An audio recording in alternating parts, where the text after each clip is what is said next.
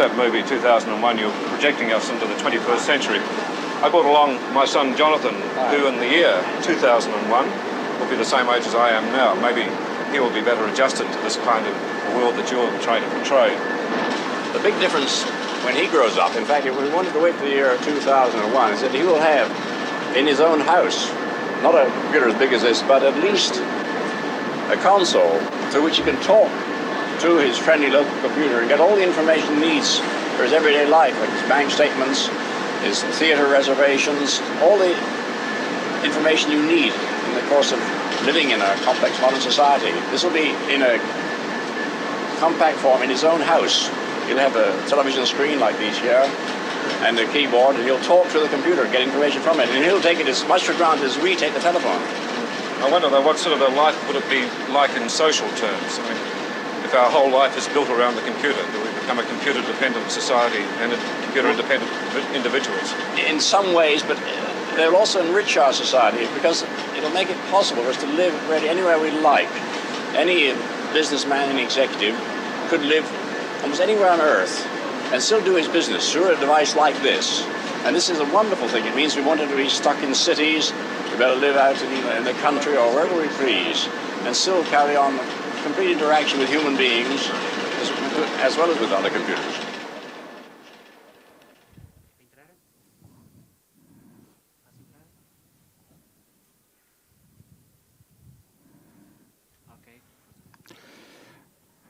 Esta previsão, feita pelo Arthur C. Clarke há mais de 40 anos, é tremendamente certeira no que diz respeito ao ambiente eletrónico que ele antevia para o futuro. E estava ainda repleto de utopia, como se percebe. Mas, na verdade, nada se sobrepõe, apenas àquilo que já somos, sem alterar o que já existe. Temos assistido e contribuído ao longo dos últimos anos a uma das mais surpreendentes e imprevisíveis alterações da nossa individualidade. A partilha voluntária, sublinho voluntária, de informação sobre as nossas vidas. Esta partilha está a alterar um conceito clássico de sociologia e do estudo dos média, descrito por Jürgen Habermas, que nos falava, e isso depois foi decomposto em várias outras análises mais complexas, sobre a esfera pública, íntima e privada de cada pessoa. Olhemos para o que somos então na nossa interação com os outros e com a sociedade. Para além do secreto, que seria ali um ponto vermelho concêntrico no meio de tudo, aquilo que não confessamos a ninguém nem a nós próprios, em primeiro lugar, o íntimo, o que diz respeito aos nossos medos, aos desejos mais profundos, aos nossos valores, às nossas convicções, às nossas crenças e mitos, o espaço do indivíduo. O círculo privado diz, sobretudo, respeito à família e ao lar, o espaço vital da nossa existência. E a esfera pública, onde o Estado se confronta com o privado e o íntimo, e onde se processa a formação da opinião pública. Mas como se constrói hoje em dia a opinião pública? O que temos assistido é um fenómeno de massas sem precedentes, como dizia, de forma totalmente voluntária. Milhões de pessoas, na verdade todos nós, quantos de nós já o fizemos hoje, partilhamos mais e mais momentos, pessoas, sentimentos, experiências, dúvidas, conquistas, o pequeno almoço, o cocktail ao fim da tarde, o reflexo no espelho depois de tomar banho, num movimento contínuo através das redes sociais e de todas as ferramentas disponibilizadas pela tecnologia. Este processo de partilha voluntária sobre nós próprios, as nossas ideias, as nossas experiências, dá muita informação aos outros, incluindo aos desconhecidos. E o que acontece é uma diminuição daquilo que é privado e íntimo e um alargamento sem precedentes daquilo que é público. A esfera pública alargou-se de uma forma que não somos ainda capazes de entender nem de ordenar devidamente, mas que nos envolve, que nós próprios construímos, mesmo quando a criticamos, como víamos no vídeo inicial deste encontro, do Aldous Huxley. Onde somos verdadeiramente nós mesmos? Será que o somos verdadeiramente algures? No caso das grandes empresas e dos governos, ou pelo menos alguns, a Big Data passou a ser o objetivo. Querem recolher, armazenar, tratar a Big Data para antecipar tendências de consumo, necessidades, apelar ao sentido das massas, formular estratégias baseadas nos máximos denominadores comuns dos utilizadores, sem que eles saibam ou pressintam. Vivemos a era da recomendação personalizada, em que todos somos espelho e reflexo, mais do que nunca, instantaneamente. Esta é a era da satisfação instantânea. Buy with one click, love with one click, be happy with one click. Agora,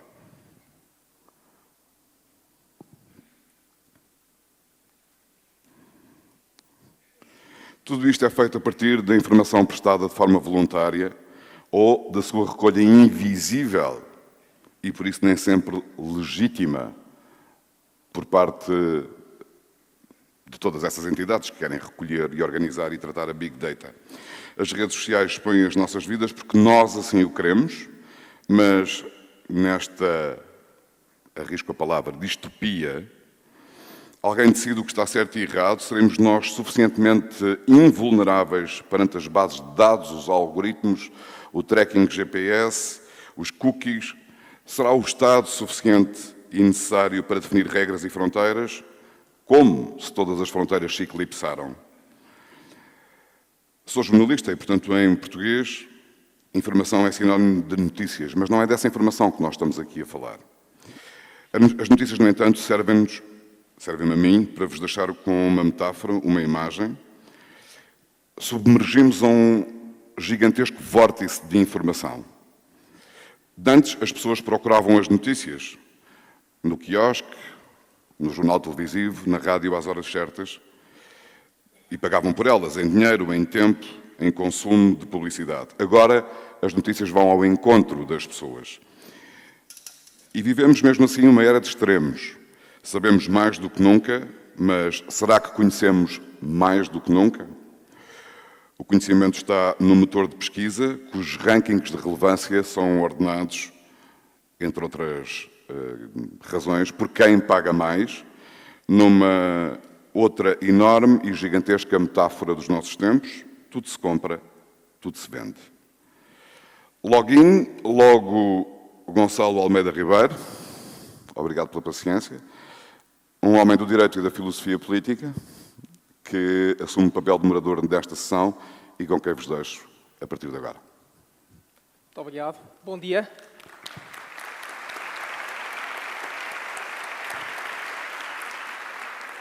Vamos dar início ao primeiro painel do Admirável Mundo Novo, o Eu Digital.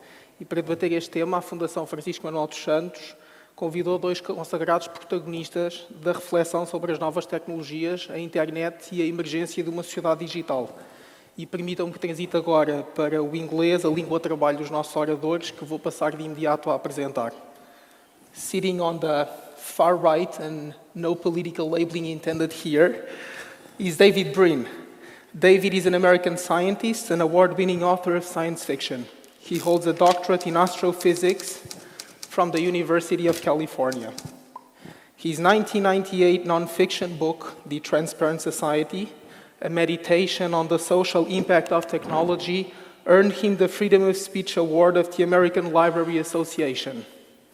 David also serves on the advisory board of NASA's Innovative and Advanced Concepts Group and does futurist consulting for corporations and government agencies. Sitting right next to me is Evgeny Morozov. Evgeny was born in Belarus. He's senior editor of The New Republic, an author of the widely acclaimed books The Net Illusion, The Dark Side of Internet Freedom, and To Save Everything, Click Here, The Folly of Technological Solutionism, where he expresses misgivings about the emancipatory potential of digital society, at least in its present-day incarnation. He's a regular voice in the media and a prominent opinion maker. publishing articles with the New York Times, The Economist, the Financial Times, the Wall Street Journal, among other media outlets. David, Evgeny, welcome to Port, welcome to Brave New World. We spend an increasing fraction of our time online, sharing information with others and leaving behind a growing digital footprint. Does that change who we are? Is that empowering and liberating, or a subtle form of self-imprisonment? Is digital society the radicalization of democracy, giving unprecedented voice to ordinary men and women, or is it a concealed, sinister, novel form of authoritarianism? Does the internet make us smarter, more argumentative, and committed to public debate? Or does it make us one-dimensional clickers and willing to engage with anyone but those who already share our views? Is there a future for privacy in the technology-driven society of the future? These are large questions, these are complicated questions, but these are vital questions. We're hoping that the two of you could help us addressing them. Gentlemen, cards are on the table. There is no actual table, but we can imagine one. And David, the floor is all yours for the first move. Thank you very much. Well, thank you very much. And it is a great honor to be here, and my apologies for having to speak in today's lingua franca, which is, of course, very ironic. I had the privilege with my wife of living for a few years in Europe a while back, and it's nice to be back. This is a terribly important time of decision, because we are passing through a period when we must decide whether or not to have this adolescent civilization continue. Why do I call it an adolescent civilization? Well, all the signs are there. Most human civilizations were pyramidal in shape, with a small oligarchy of aristocrats, kings, and priests dominating everyone below. And there were reasons for this, because there was very little surplus. But as the surplus developed, there was no excuse anymore for this. And what you had was the tendency for occasional attempts to appear to change the shape of society. And I'll get to that in a minute. Now, did my slide show? There it is. All right. So there is lots to do. I'm going to swing through very quickly. There is lots for us to do. And that is, of course, we have to solve problems like world hunger and decaying infrastructure, the spread of deserts, the problems of climate change, and what we're doing to a planet that we're just now starting to understand. And it was our ancestors who began the spread of deserts when they were herding goats and doing primitive irrigation. So it's not just our doing, but we're the ones who are becoming aware of it. And of course, we're becoming aware of how much filth and garbage we're spreading everywhere, the difficulties and the dangers of maintaining freedom. And of course, just the problems that if we do return to that pyramidal social structure, the problems of revolution, which seldom solves anything unless it's a very moderate, incremental type of revolution. And of course, there's science fictional dangers, which we can laugh at, but the fact of the matter is, the biggest reason are not dinosaurs today is that they did not have a space program. So how do we go about trying to address all these? Well, will technology make a difference? Evgeny and I will be getting into that. And as you can expect, we'll disagree, but I would have disagreed with anything that he said. So I am a contrarian. One of the things that I've been talking about for many years is transparency, and the fact that there is a Moore's law of cameras. Every year the cameras get smaller, cheaper, faster, more mobile, and better, at a rate that's faster than Moore's law. One of the problems is that we know that this could result in tyranny. We know that this is what was the case in George Orwell's great science fiction self-preventing prophecy called 1984. And the state could look at everyone and no one could look back at the state. We viscerally and internally know that this is the road to the destruction of everything that we love about this Renaissance, about this wonderful civilization. But the reflex that we see too often is we must somehow prevent this from happening by hiding from elites, by hiding from Big Brother, by hiding from the corporations, by somehow encrypting everything. And I have been asking people to name one example throughout human history when that ever worked. And it has never worked. Once. I take that back. It has worked a little bit in our society. But the reason why it works in our society is because we used a different technique, and that is to strip the elites naked. And this is happening in America as we speak. I'm sure you've seen it on the news. All these videos of police misbehaving. These are taken by people with cell phone cameras. Now, I predicted this in a 1989 novel called Earth, and there are many scenes in the Transparent Society about this. And our news media has not made clear that 2013 was the best year for human rights and civil liberties in America in 30 years, because that was the year that the Obama administration and the courts declared that an American citizen has a universal right to record their interactions with authority. Now, this was extremely important, but the news media is so addicted to rage, anger, and fear. And this is healthy to a certain extent. We know that if these new tools are monopolized by elites, imagine them taken farther. Not only can Big Brother see, but Big Brother gets lie detectors. Well, if this happens, and it will, then it will be Big Brother forever. But if we are able to apply these tools to elites, then it will be Big Brother never. Now, we use these prefrontal lobes just above the eyes to do the Gedanken experiment, the thought experiment about what happens next. What will happen if I talk about this at the business meeting? What will happen if I try to invent this? What will happen if I try to run this traffic light? And this lets us do anticipation. And the Michelangelo's statue of Moses is metaphorical for it because he has horns on his brow, because this was mistranslated as lamps on his brow. And the prefrontal lobes are the lamps on our brow that let us look ahead and try to do anticipation. And our government officials try to do anticipation. We gather in meetings like this to try to do anticipation.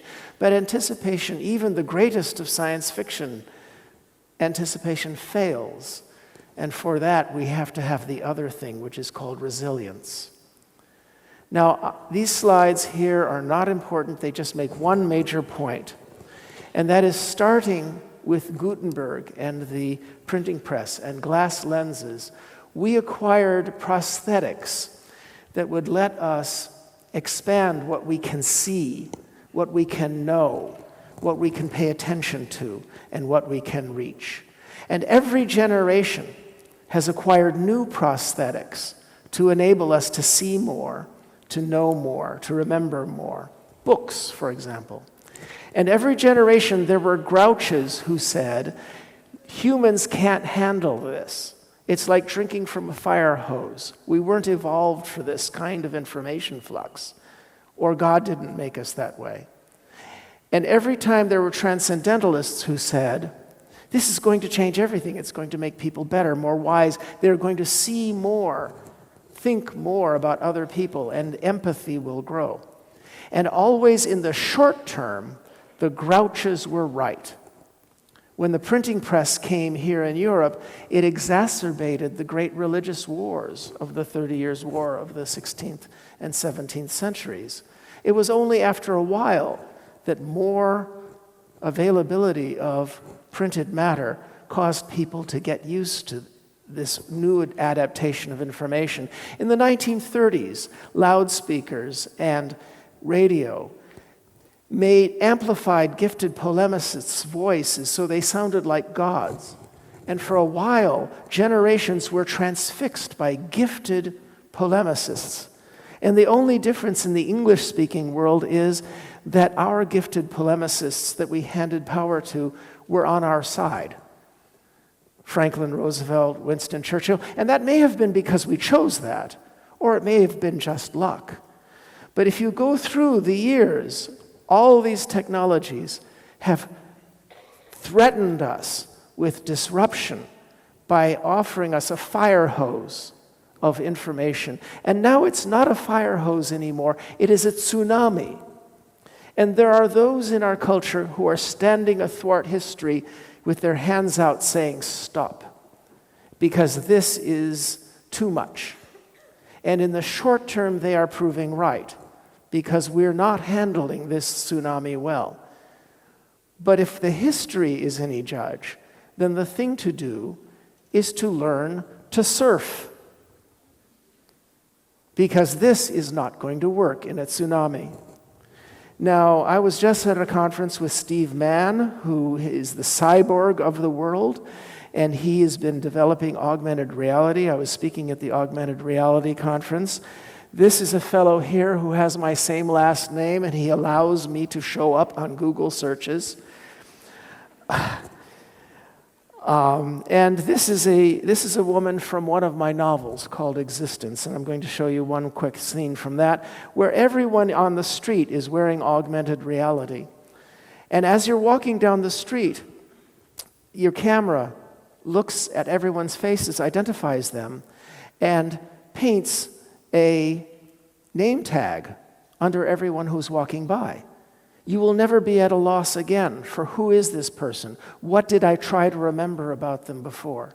What is their preening two-sentence profile? And then you click your tooth or your grunt, and you get instead a dissenting opinion from their ex-spouse. Well, this obviously is going to take us into a world in which the fire hose is different. But you will choose. How many of you remember Minority Report? And the advertisements coming down at Tom Cruise from all sides. That is push advertising, and that would be hell. In this world, it's pull. You decide what your glasses will overlay. What's happening is that these are going to replace all the prosthetics that you carry in your wallet. These are prosthetics for reputation. And instead, you will have visions, being able to access the information about the person you're dealing with. And the handshake that is witnessed by both of your glasses will be enough for a business deal. What is this? What is this? What this is, oh, there's my darn book. What it is the return of the village. And a couple of my fellow speakers are talking about exactly that. Tyler Cowen, for example, is talking about the return of the village, where you will be able to, with your prosthetics, know the reputations of 7 billion people, whereas in the old village, it was a few thousand. But will it be the good village or the bad village? Because most of our ancestors lived in terrible villages, terrible, in which the Lord on the hill dominated everything. His thugs were the police, and the worst bully was the local gossip. But if we learn the tools of reciprocal accountability to the mighty, big brothers, and to little brothers around us, then there's the chance that it will be the friendly village you see in some old-time movies, in which everyone knows about everyone else, but they leave each other alone because that's in their own best interests. Well, I was going to talk about AI and a number of things, and how we are remaking ourselves, not just with AI, but changing the nature of human nature itself. But I think I've talked too long, where this is supposed to be a panel discussion, and you're going to hear an entirely different point of view from Evgeny here. Thank you, David. Evgeny? Sure.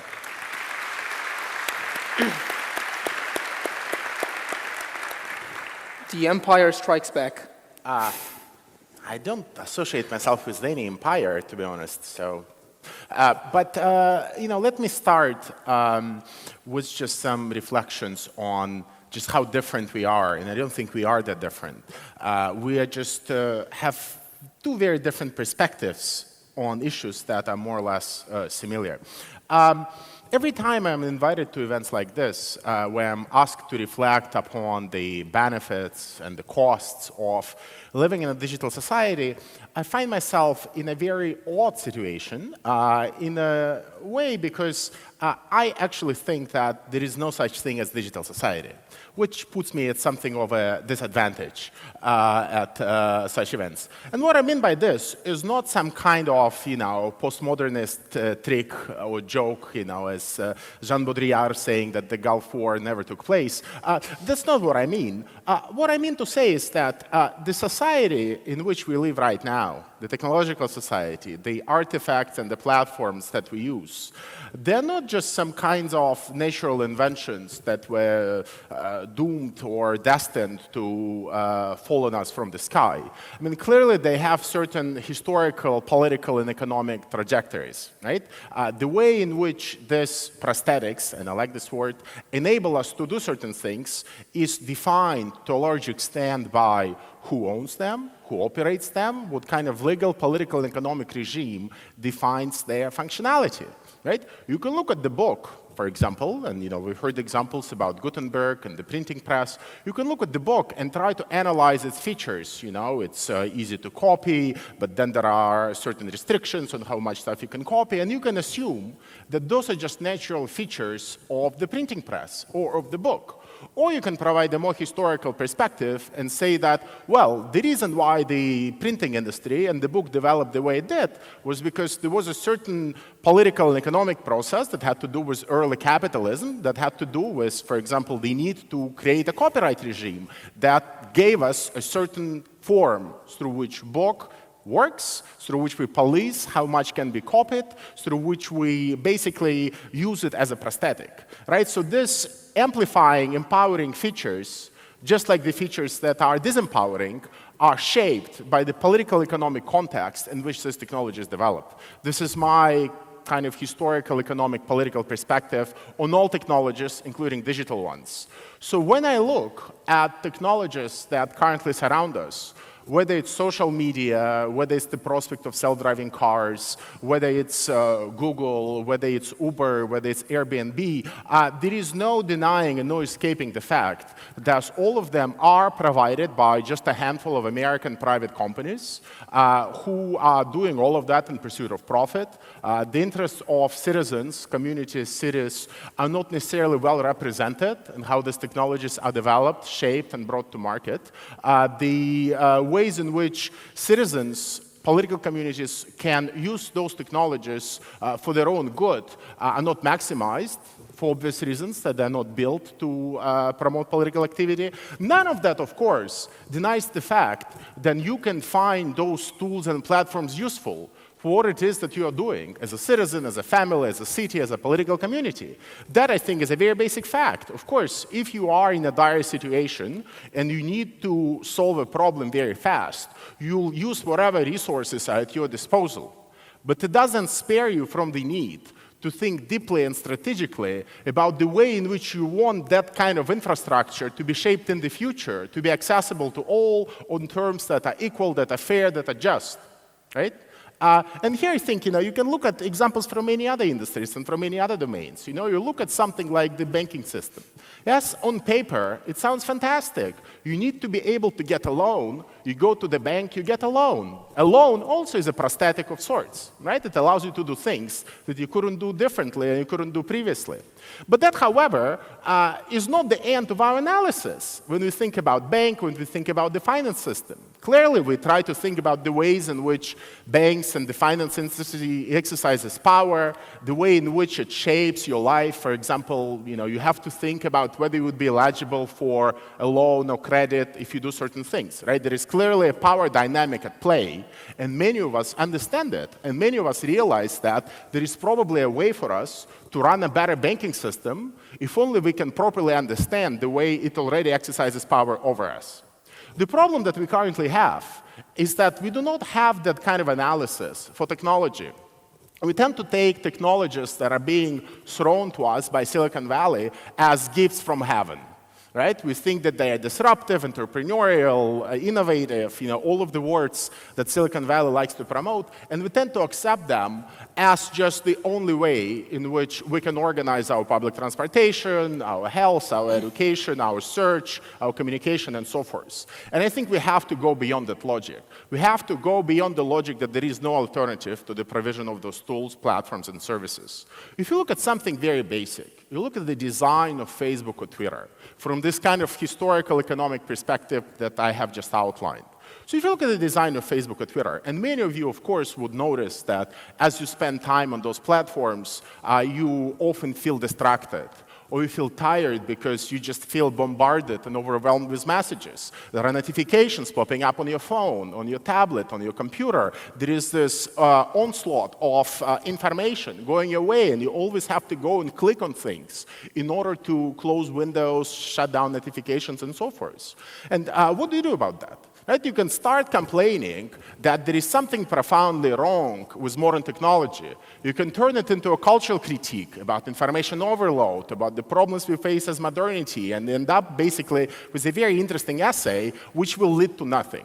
Right? Or you can try to analyze why is it that you are actually being bombarded with those notifications. And after just a few minutes of analysis, you'll probably realize that the reason why that is happening is very simple. It's because those companies have a business model that tries to learn as much about you, the user, as they can, because they make money by selling advertising based on how much information they know about you. How do they know about you? They learn about you by making you click. The more clicks you generate per minute for Facebook or Twitter, the more valuable you are. As a result, the entire design of the site, the entire design of the platform is such as to make you distracted. Right? This distraction, it's not just a consequence of modernity, it's not just a consequence of some cultural forces. It's a consequence of very particular economic, political, and design choices made by those companies to optimize their business model. Right? And I think once we realize and grasp that very basic insight, we can actually start imagining what kinds of alternative technological infrastructures we can build in order to have a future that does not just benefit the interests of corporations, but also benefits the interests of citizens. Because ultimately, I think this is the narrative that we have to embrace. We don't want to abandon technology. Right? I think that communication is a very basic need. And many of us have relatives living abroad. Many of us have people with whom we need technology to keep in touch. The problem is that we have stopped dreaming big. We need to be able to dream big and discover how we can actually do all of those things on terms that do not just favor corporations. Right? And I think once we do that, we can actually imagine how we can build a public transportation system that will not operate like Uber, where the idea is that you grab a cab and the driver ranks you, prices might go up if it's rainy or if it's snowy. There are all sorts of uncertainties involved. But that will actually be a public transportation system that is highly decentralized, highly flexible, and that actually offers to take you from where you need to go to where you need to go without, for example, asking you who you are, without having you to relinquish your anonymity, without having you to worry whether you'll be able to afford the trip or not. Right? The challenge for us is to figure out how it is that we can build a new world that will be highly technological, but would also benefit citizens. And I would argue that a key to doing that would be asking key questions about what makes Silicon Valley tick today. Right? And I would argue that the reason why these companies have accumulated so much power is very simple. They have managed to gather all the data that we, the citizens, produce, and we, the users, produce, claim it as their own, and then build entire business models by hoarding that data. Which also means that they are extremely hard to disrupt, despite all the talk of disruption that they themselves promulgating on a daily basis. If you look at a company like Google, you might still believe that it's a search company. It, however, stopped being a search company a long time ago. Now it's just a prediction company. Right? It basically wants to predict what kind of data you will need today, tomorrow, in 5 minutes, and 10 minutes from now, and give you that information as fast as possible. right? Some of it still happens through basic search windows, but a lot of it happens through new apps like Google Now. A lot of it happens through a lot of activities on which Google is working right now, and that is basically not a feature of just a search algorithm. It's something that it works only because this company sits on so much data. It knows everything I have been doing, searching everywhere I've been going for the last 10 years, and it can predict what it is that I will want to do in the next 5 minutes because it already controls my email, it already controls my search, it controls everything else. When you start your analysis like that, you can clearly see that there is no challenger that can come and append Google very easily, simply because data at this point has become something that makes them extremely powerful and makes it harder to compete with them. This is why I think we in Europe have to start thinking about ways in which we can actually turn data, but also the broader infrastructure that's producing it, meaning sensors that you have on your phones, that you have in your smart devices, into an infrastructure for the public good. We have to find a way in which we can actually still start building alternative services that will not try to beat Google, for example, at their own game.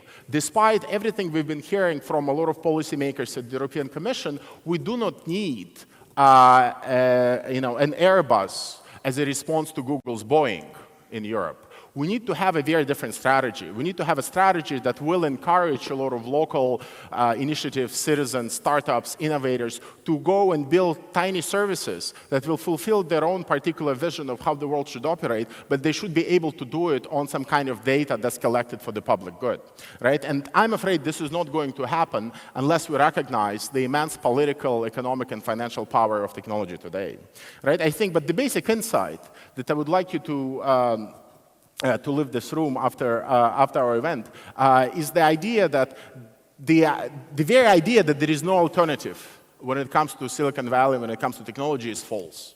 Right? We can easily design systems that will be secure, that will be encrypted, that will not work in the interest of the National Security Agency in America, that will not work in the interest of big corporations. But in order to do that, we need to turn technology into a political process. Right? We need to turn it into a political activity. Right? We need to start thinking about technology the way we think about banks, the way we think about the food industry, the energy industry, and so forth. When you think about those industries, we will often employ terms like big oil to talk about energy. We'll deploy terms like big food to talk about the food industry. We'll employ terms like big pharma to talk about the pharmaceuticals, because we know that these companies have agendas that are fundamentally at odds with public good.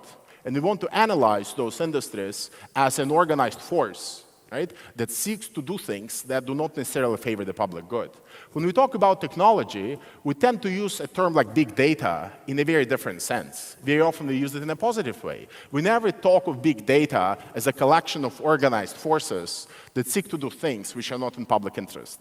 And I think we have to turn that. We have to start analyzing the activities of many of those firms as essentially pursuing their economic interest. We have to understand that just like many food companies would add certain components to their foods to make them more addictive, so do technology companies make certain design choices in the design of their platforms to make themselves more addictive.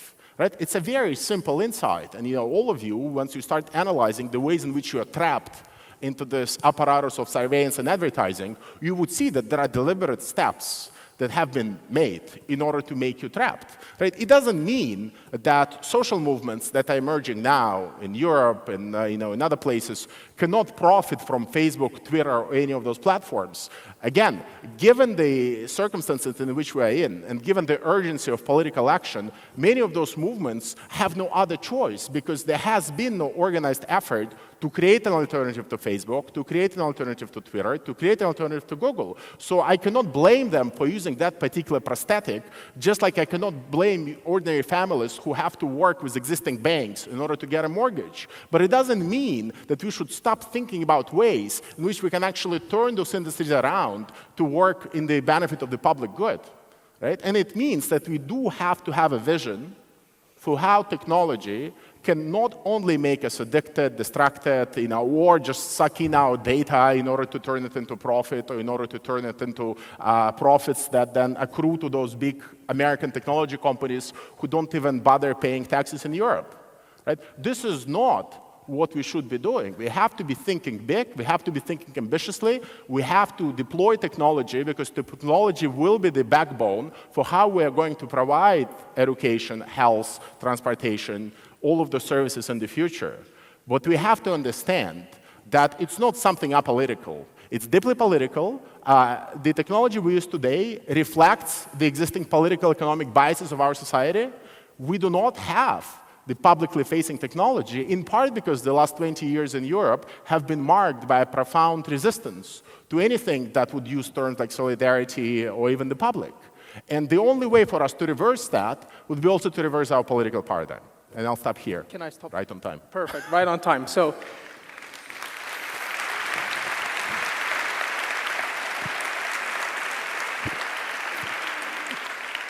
thank you very much. As you all can see, we have plenty of material for an unusually ferocious debate. And I will try to make sure that the debate does happen. Similar concerns, comparable passion, very different styles, and particularly very different analytics or ways to go about describing this emerging reality. And now, David, let me ask you a first question. I'm trying to pick up from Evgeny's very rich and diverse initial remarks, and trying to translate his political economic perspective into something that is palatable to a Philistine academic lawyer and political theorist like me. If I understand well Evgeny's point, and if I understand where you're coming from, this is how I would put it. And this is addressed to you to some extent. Just as in the early days of industrial capitalism, a small elite controls the means of production, and in doing so has the power to direct the productive forces of society. In this emerging digital capitalism or digital marketplace, there is a small elite that controls the means of information and technological resources and has the power to direct in its own interest that digital space. Now, this reminds me of a very famous passage of a very famous classic, Book 2 of Das Kapital, in which Karl Marx is critiquing what he calls the bourgeois economies, by which he means everyone from Adam Smith to Frederic Bastiat, says something like this. In the treatises of the political economy, so that would be David Brin and Transparent Society, it looks as if the marketplace is the very paradise of the innate rights of men. There alone live freedom, equality, property, and bantam. But once we get into a factory, it doesn't look like that at all. There you see the arrogant, contemptuous boss giving instructions to the dispossessed, powerless, intellectually ungifted worker. And so the question, I guess, at this point is the following. Is the transparent society real, or is it a form of false consciousness? Is there sufficiently equal access to information so that it actually empowers the little person, the ordinary men and women, those that are the crucial actors of the Enlightenment project of liberalization or democratization? Or quite the contrary, this is a fiction, it's a very appealing fiction, but one that we must dispel so that we can do all this imaginative work that Evgeny suggests in terms of rebuilding digital society to empower the people that we care about. So are you contributing to the vicious village that you want to avoid, or quite the opposite? You're right, and Evgeny is clearly exaggerating, and technology has a liberating potential. Well, now that's actually one of the best and well-spoken questions I've been asked in a long time. My answer is that a specter is haunting the modern internet-connected world, a specter of transparency. Now, here in Europe, I expect that maybe there are a few hands that will raise when I ask what work of literature I was referring to. Yes, well, in America, there would be no hands raised. No one has read Karl Marx. And here I was quoting directly to you from the very work that you cited at me. That specter is the specter of a transformation of power relationships. Now, embedded in your question is the assumption that Marx shared, And that is, I'm sorry, that is the assumption that people are stupid. And this is not just your assumption and Marx's assumption, it's the assumption we see in almost all science fiction. The natural human social order is pyramidal, and there's a reason for it, not just when resources are scarce and they could only afford a small elite who the children would all have protein in their brains. But much later, the problem was cheating. Human beings tend to cheat. If they get power, they try to hold on to power so that their sons will own other people's women and wheat. We've seen it 99% of human civilizations. How did we get what we now have and what we now fear losing? And that was embedded in your question. And that is the assumption that we have something that is endangered. And what we have, and I have a slide for this, but I didn't show it, what we have roughly is the world's first diamond-shaped social structure, one in which inarguably the bourgeois, the middle class, outnumber the poor and are relatively unafraid of the rich. Now, this is unprecedented, though you hear it described as a dream in the funeral oration of Pericles in Thucydides. It was attempted in Florence during the Republic. It's been attempted in a few places. Now, you may be critical of the degree to which we live up to this diamond-shaped ideal.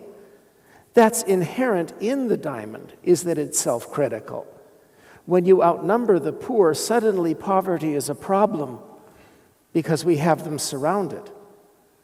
Whereas when you have a pyramidal-shaped social structure, the poor are everywhere, and the only purpose of alms or charity is to improve your own karma because you cannot eliminate an ocean, but you can dream of eliminating a lake of poverty. And inarguably, this is what is happening worldwide. There are many terrible bad trends and many worrisome trends, whether or not we will get Big Brother or the bad village of oppressive, gossipy little brothers. But there are also fantastic trends with the rate at which children come home with school books to apartments with electricity has never been climbing faster. Now, under those circumstances, will those children demand a diamond-shaped social structure? For that, you also need mythology. Science fiction is part of that mythology. George Orwell was part of that mythology. Most Hollywood films preach an egalitarian morality and suspicion of authority. And the difference between a moderate person of the right and a moderate person of the left is which authority figures you think are trying to conspire to become Big Brother. A modern person of the left is worried about conniving aristocrats and faceless corporations. A modern, decent person of the right is concerned about snooty academics and faceless government bureaucrats. Now, it happens to segue into what Evgeny was talking about. He talks about politics being a major solution to this, and I agree with him. Unfortunately, let me explain what you see in all puzzlement going on across the Atlantic in the United States of America. And I know it's puzzling you, but you'll understand what's going on right now if you understand that we are in phase 8 of the American Civil War. And when we are in these recurring, reignited culture wars, and if you look at the map geographically, it maps almost perfectly. Politics is the first thing to die, and politics is dead in the United States of America. It's simply not an operative vehicle for problem solving by inherently negotiating and pragmatic people. And I apologize for this, and I hope this fever will pass. But he spoke of the dreaming big, and we saw Arthur C. Clarke on the screen. At UCSD in San Diego, we've established the Arthur C. Clarke Center for Human Imagination. In Arizona State University, they have the Center for Imagination and Science. So there's a lot of serious work being done into this. But the problem, Evgeny, is that almost the only thing you said this time that I disagreed with, I disagree with other things you've said, but this time I agreed with almost everything, is the notion that we can deal with any of this through encryption or hiding or passing European-style paternalistic privacy laws that will restrict what governments or elites can see. That's not what historically has worked. What works is stripping elites naked so that if they get information about us, we get full transparency about them. And this is the habit that made us free. This is why we are currently free, why we have the freedom that you're afraid of us losing, is that we were able to apply reciprocal accountability. Look, there are so many problems. Evgeny, you referred to the fact that people isolate themselves online, and we're getting a repetition of the Nuremberg rally, where people isolate themselves in small, self-chosen groups where they only hear the same message that they want to hear over again. And this is exacerbating America's civil war. You spoke of corporate structures. Well, I think you nailed one of the biggest things on the head, and that is the advertising model. Many of us are astonished that advertising has been pulling the weight on this gift of the internet for so long. We get so many things for free because of advertising. And advertising is not a model that can continue very long. There is an alternative. It's a very simple one, but I'll save that for some other time.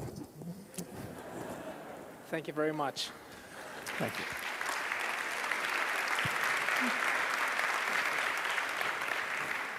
I must say, I haven't often been charged with sharing any assumptions with Karl Marx, but I am very proud of the fact that as an impartial moderator, I could speak that standpoint very passionately. Evgeny, I guess the million-dollar question that emerges from what David has said is whether you assume or not that people, and we're talking about ordinary people, are stupid. And let me try to refine the point and just state the following. Do you or do you not downplay the positive aspects of technology and access to information, that it has an enormous role in improving the well-being of ordinary people and empowering them, including the power to strip the elites naked? And the other thing has to do with the dangers of any attempt to get politics into the question, to use a regulation, organization, planning, constructing, institutionalization to control these things, while not taking into account that very often market failure is an insufficient reason for government intervention, that it may actually empower even further precisely the corporate and governmental structures that you think are in the driver's seat. Sure. So I think it's very helpful in discussions like this to avoid euphemisms as much as possible. So when you ask me whether I underestimate the power of technology to be emancipatory or to transform our lives in positive ways, what you actually mean is whether I underplay the role of neoliberal capitalism in doing that. Everything I've said in my 15 minutes was very clear in articulating that I am a big fan of technologies. I want more of them. They are all captured by the current political economic regime. Fair enough. So an answer to that question would be no, I don't think I underestimate it. Because again, once you frame the problem in proper political and economic terms, you look at what's happening in Europe right now, I think it's very hard to qualify it as success.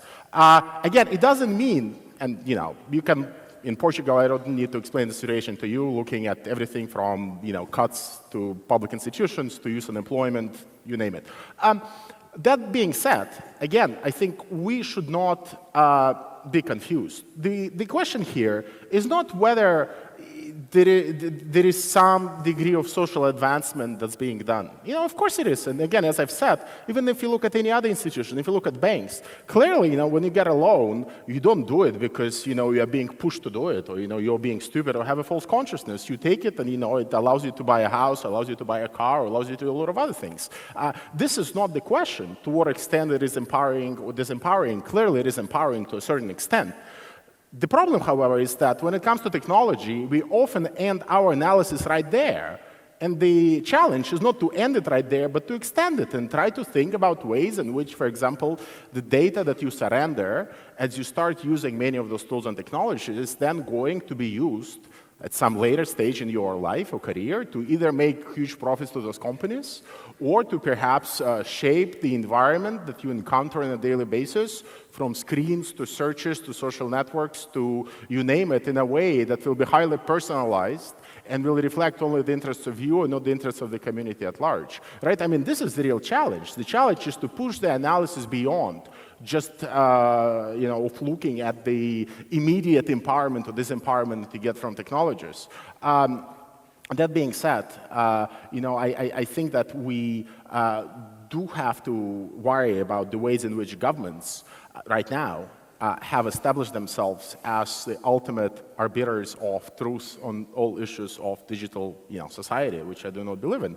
Clearly, if you phrase it in less euphemistic manner, and you problematize these technological developments as a sort of stage in the development of modern neoliberal capitalism, you will realize that governments do not necessarily represent a force opposing that, but they actually are a force enacting many of those policies. So there would be no reason for me to expect governments to solve the very problems that they have been creating for the last 10 or 20 years. That means that the only way to resolve these issues would be to get parties, political movements in charge that do not share the neoliberal ideology. I would not expect neoliberal governments to do anything about the very neoliberal technologies that they're promoting.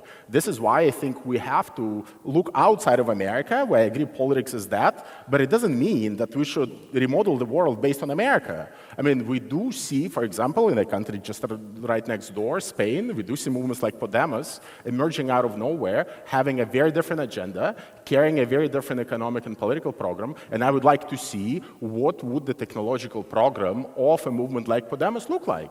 They have an agenda that's very different from the neoliberal one when it comes to banks. They have an agenda that's very different from the neoliberal one on, you know, housing policy and many other issues. I would like to see what would that policy be like when it comes to running something like the smart city. What is the leading smart city in the world right now? It's Barcelona. And I would like to see how a political movement like Podemos would be able to offer an alternative to the smart city paradigm that is being imposed on us by Silicon Valley. But this will not happen unless you have political movements that do not share the underlying ideology. And the underlying ideology here will have nothing to do with technology, because, you know, the alternative to the smart city is not a dumb city where we, you know, commute by horses. I mean, clearly that cannot be the answer. It will involve technology. It's just that that technology will operate very differently. It will be owned by different players. Data will be owned by different players. And, you know, those are the kinds of questions we need to be asking. And I think focusing on technology and those matters is actually a distraction. And we have to speak the proper language and not hide behind labels like technology, innovation, disruption, entrepreneurship. Okay.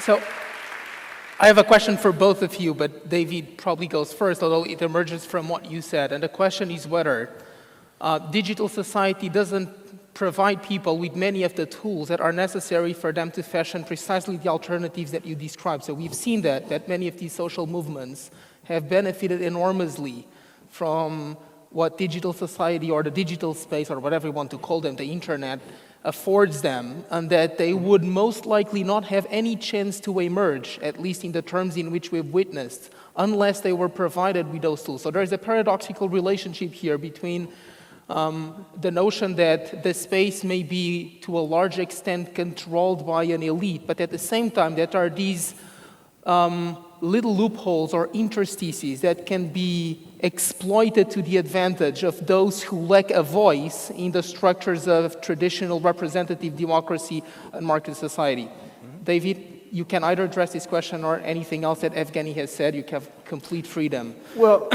what you describe is very interesting on a number of levels. For one thing, in science fiction, my compadre Bruce Sterling, you should all stay until the end and watch him speak. He was one of the leaders in what was called the cyberpunk movement that both relished the new cyber technologies, but also put them in the classic pattern which we see in Hollywood, and that is one or two or three brilliant protagonists fighting the big machine, while all of their neighbors are useless to help them, because what's the number one message preached by Hollywood is your neighbors are all sheep, even though they think that you're a sheep. The number two message is no institution will ever work. Now, there are, right after those two bad messages, which are not helpful, are many good messages. Hollywood films are filled with suspicion of authority, tolerance, diversity, and the heroes are very often eccentric in some way. So there's appreciation of difference and eccentricity. So there are many good messages in the propaganda that we receive. And many of you are probably steaming right now because you don't want to admit that you were propagandized into your powerful and passionate suspicion of authority. But of course, you see, this is one of the patterns by which we have almost as an immune response to power to try to prevent the pyramidal social structure from recurring.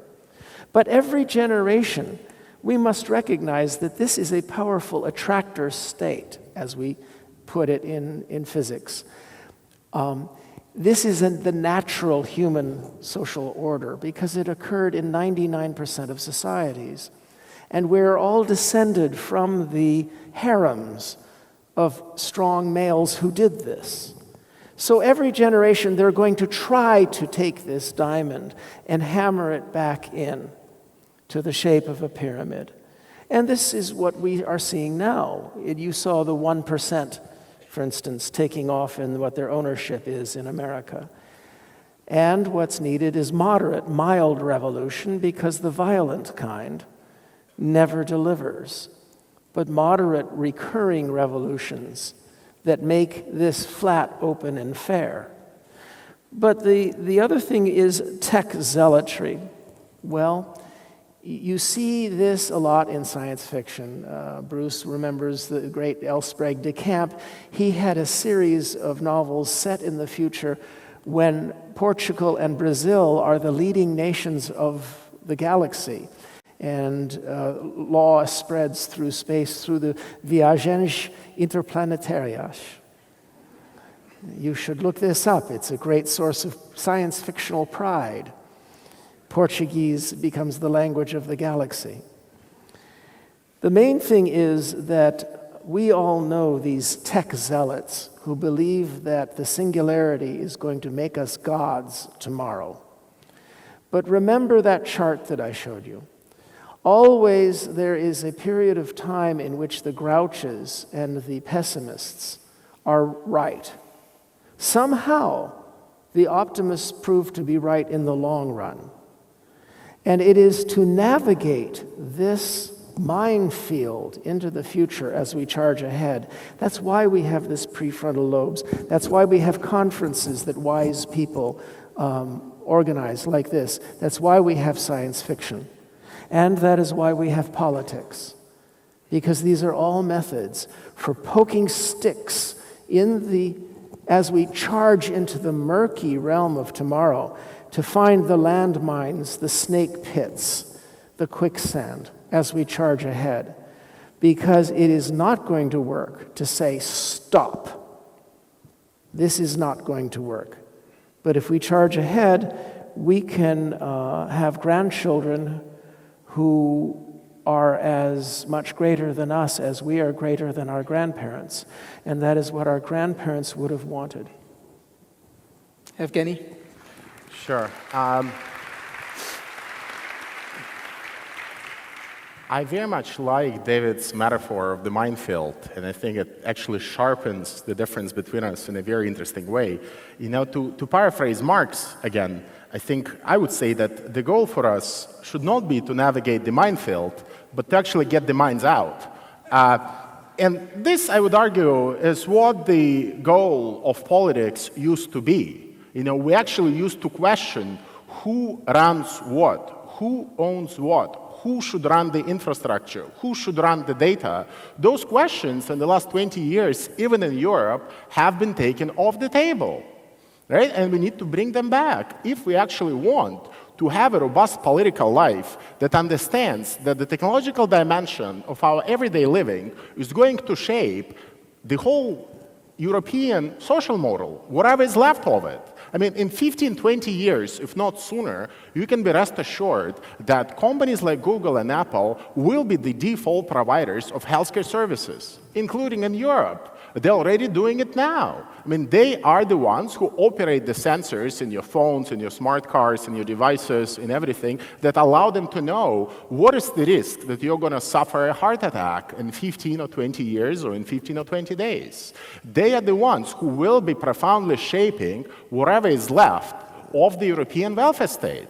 Right? And of course, you can say that all of this is greatly empowering. Which of us wouldn't want to know how likely you are to suffer a heart attack? And I would agree with you. This is extremely empowering. But the point is that we also want to have some kind of basic welfare left, so that if I know that I have a heart attack coming, I'll actually go and enjoy the free healthcare services and not just be tasked with figuring out which device should I get to navigate this minefield.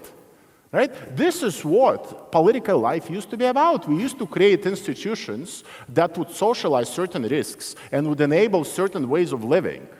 Right? All of that, more or less, is gone now as we are encouraged to become entrepreneurs, as we are encouraged to internalize the risks, as we are encouraged to learn more and more about ourselves, so that we can then shape our behavior in a way that will minimize the danger. We have them ourselves become very resilient. And it's good to be resilient, but resilience can be built at many other levels. You can have resilient communities, you can have resilient cities, you can have resilient governments, you can have resilient countries, you can have resilient European community. The resilience should not just happen at the individual level, where we have to bear all the risks and learn everything that we can learn, learning how to code, learning how to adjust ourselves to the situation. All of those skills can be very empowering, but there should be alternative institutions that will enable us to have a nice, decent, just, fair way of living that would not turn us into this constantly learning entrepreneurs who always need to worry about what's going to happen to us, even if we are getting all the data that will tell us, you know, what are the risks that our house will get on fire, that will default on the loan. And again, I cannot imagine how sharing information about how many cups of coffee I drink in the morning is going to be empowering when my insurance company will know it also. I just don't know how it's going to empower me. I think that what's going to happen is that it will turn me into a paranoid creature who will worry about everything, because ultimately the political environment in which we live today in Europe, and even more so in the United States, does not really favor the interests of consumers, despite all the rhetoric that we hear. And the more data that circulates out there in the public, the more constrained our behavior will become. Let me stop you right there because you're running out of time. I was provided with a very rich and interesting set of questions addressed to you by students of Portuguese universities. Unfortunately, this is my failing as a moderator. We are really running out of time. So I'm going to ask just one out of the 4 that I was sent. And I ask you, if possible, to answer the question in no more than 20 seconds. The question is, the right to be forgotten on the internet, is it a real right? Can it be enforced? Does it have a future, or is it a fiction? It is not only a fiction, it's spectacularly insane. The notion that you can force other people to lose knowledge that they have, the notion that you can police what other people know, the notion that you can base your life on what other people do not know, the whole basis of our freedom and the whole basis of our privacy is on being able to prevent others from doing things to you. Thank you. Evgeny, 20 seconds. When David says our, he means American. The European notion of privacy actually rests very much on data protection. Right to be forgotten doesn't go far enough. I think it has the right spirit, it needs to be much stricter, and it also has to question the economic fundamentals, not just the legal ones. Okay, there is a lot more to discuss, incredibly fascinating discussion. Alas, there is this vicious screen in front of me that is giving me the instruction to lower the curtain and blow the final whistle, for which I'm very sorry. Thank you, Evgeny, thank you, David, and please join me in a round of applause for our wonderful speakers.